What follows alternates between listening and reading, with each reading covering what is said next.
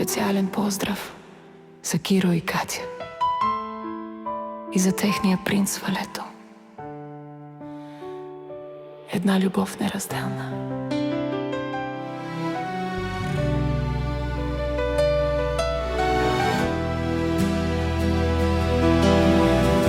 Преди 13 години съдбата ги събра.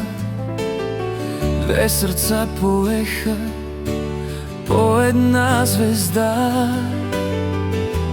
Имаше бури, имаше и дъжд, но любовта им беше по-силна от всеки път.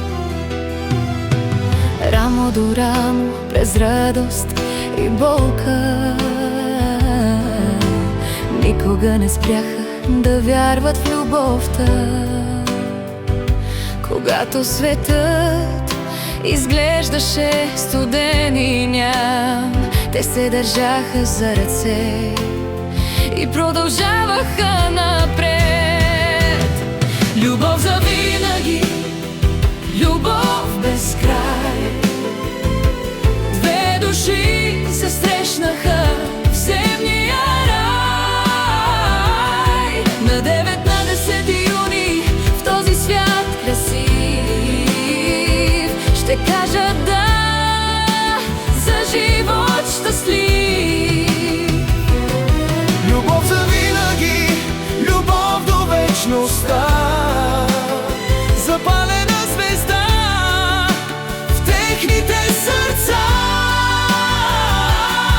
Дори времето да спре своя ход, Киро и Катя ще бъдат едно. И най-голямото богатство в техния живот е едно момче с усмивка и чиста любов. Валето расте между две добри сърца, обграден от нежност, грижа и топлина. Той с усмивка казва на света всеки ден: Тати е супергерой, най-силният за мен. а за своята майка с очички блестящи: Мама е принцеса в моите приказки. Любов за винаги, любов без край. две души се срещнаха в земния рай. На 19 юни в този свят красив ще кажа да, За живот щастлив. Любов за винаги, любов до вечността, запалена звезда в техните сърца. дори времето да спре своя ход, Киро и Катя ще бъдат едно.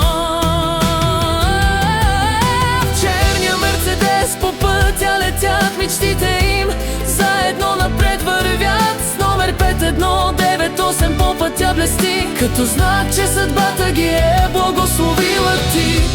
И ето, че идва златния ден, 19 юни 2026. Благословен.